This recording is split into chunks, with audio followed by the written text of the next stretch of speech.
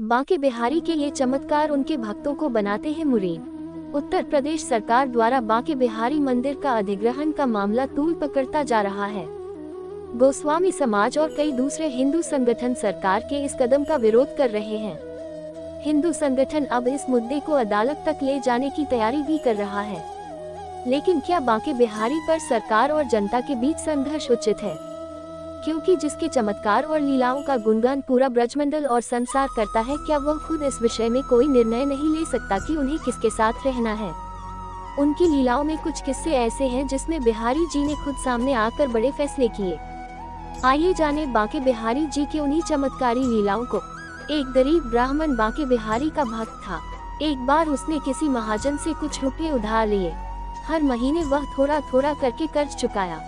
आखिरी किस्त के पहले महाजन ने उसे अदालती नोटिस भिजवा दिया कि उधार बकाया है और पूरी रकम ब्याज सहित वापस करे। ब्राह्मण परेशान हो गया। महाजन के पास जाकर उसने बहुत सफाई दी पर कोई असर नहीं हुआ। मामला कोर्ट में पहुंचा। कोर्ट में भी ब्राह्मण ने जज से वही बात कही, मैंने सारा पैसा चुका दिया है। जज ने पूछा, कोई गवाह है जिसके सामने तुम महाजन को पैसा देते थे? कुछ सोचकर उसने बिहारी जी मंदिर का पता बता दिया। अदालत ने मंदिर का पता नोट करा दिया। अदालत की ओर से मंदिर के पते पर सम्मन जारी कर दिया गया। वह नोटिस बिहारी जी के सामने रख दिया गया। बात आई गई हो गई। गवाही के दिन एक बूढ़ा आदमी जज के सामने गवाह के तौर पर पेश हुआ। उसने कहा कि पैसे देते समय मैं साथ होता था और इस तारीख को रकम वापस की गई थी। जज ने सेठ का बही खाता देखा तो गवाही सही निकली। रकम दर्ज थी, नाम फर्जी डाला गया था। जज ने ब्राह्मण को निर्दोष करार दिया, लेकिन उसके मन में यह उथल पुथल मची रही कि आखिर वह गवाह था कौन। उसने ब्राह्मण से पूछा। ब्राह्मण ने बताया कि बिहारी जी के सिवा कौन हो सकता है। इस घटना ने जज को इतना विभोर कर दिया कि वह इस्तीफा देकर घर परिवार छोड़कर फकीर बन गया। कहते हैं कि वही न्यायाधीश बहुत साल बाद पागल बाबा के नाम से वृंदावन लौट कर आया। साध्वी कर्माबाई बांके बिहारी को बाल भाव से भजती थी। भाव भक्ति के आवेश में वह बिहारी जी से रोज बातें किया करती थी। एक दिन उसने कहा, मैं आपको अपने हाथ से कुछ बनाकर खिलाना चाहती हूँ। बिहारी जी ने कहा, ठीक है।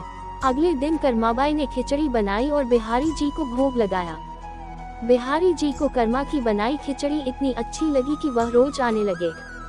कर्माबाई भी रोज सुबह उठकर सबसे पहले खिचड़ी बनाती। एक बार कोई संत कर्माबाई के पास आए। उन्होंने देखा तो बोले, आप सुबह उठते ही खिचड़ी क्यों बनाती हैं? न नहाया न रसोई साफ की। अगले दिन कर्माबाई ने वैसा ही किया। जैसे ही सुबह हुई, भगवान आए और बोले, माँ खिचड़ी लाओ। कर्माबाई ने कहा, अभी मैं स्नान कर रही हूँ, थोड़ा रुको। थोड़ी देर बाद भगवान ने आवाज लगाई, जल्दी कर माँ, मंदिर के पट खुल जाएंगे, मुझे जाना है।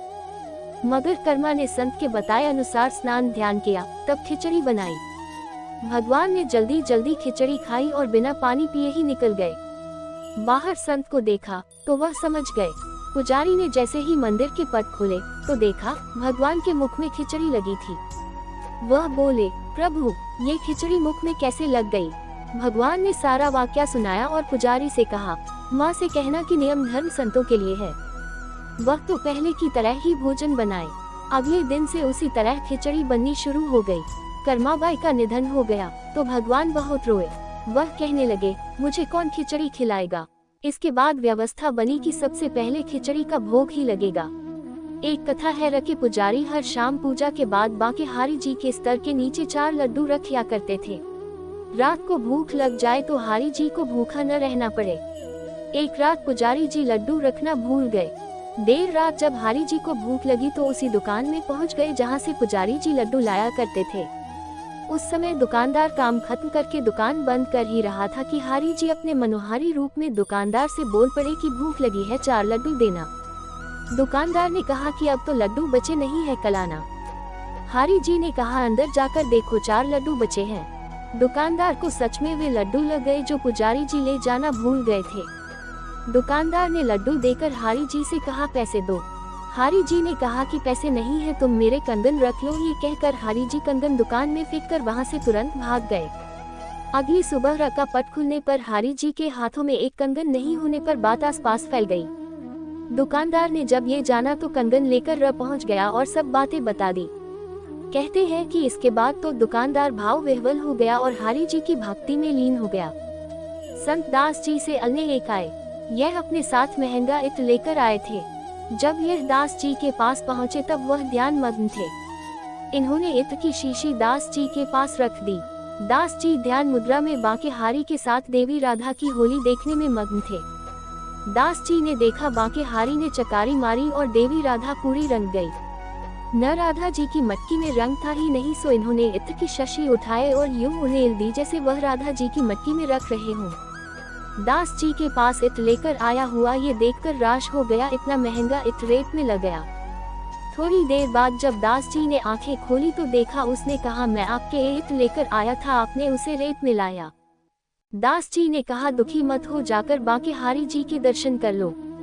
जब वह बांके हारी के रमे पहुंचा तो रह गया। पूरा रव उस इत्र की सुगंध से महक रहा था और बांके हारी जी इत्र से नहाए हुए थे। इस चमत्कार को देखकर वह दास जी के चरणों में लौट गया। आइए इन कथाओं के साथ हारी जी के प्रकट होने की कथा भी जान लें। भगवान की भक्त में डूबकर हरिदास जी जब भी गाने बैठते तो प्रभु में ही लीन हो जाते। इनकी भक्ति और गायन से रिझकर भगवान श्री कृष्ण इनके सामने आ जाते। हरिदास जी मंत्रमुग्ध होकर श्री कृष्ण को दुलार करने लगते।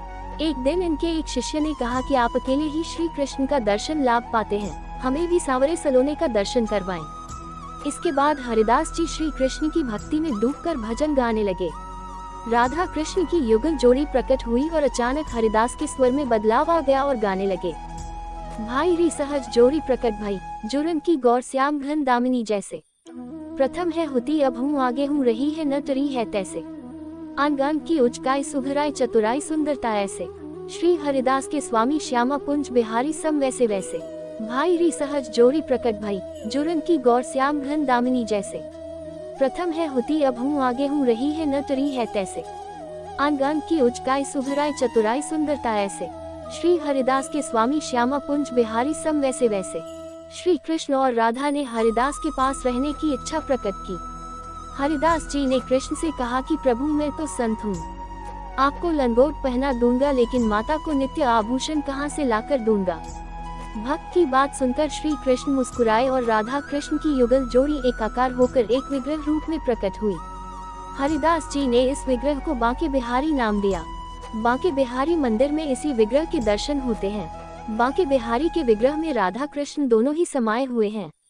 जो भी श्री कृष्ण के इस विग्रह का दर्शन करता है उसकी मनोकामनाएं पूरी होती हैं। भगवान श्री कृष्ण अपने भक्त के कष्टों दूर कर देते हैं। अगर आपको मेरी यह कहानी अच्छी लगी हो तो प्लीज मेरे चैनल को लाइक, सब्सक्राइब और बेल आइकन को प्रेस कर देना। धन्यवाद।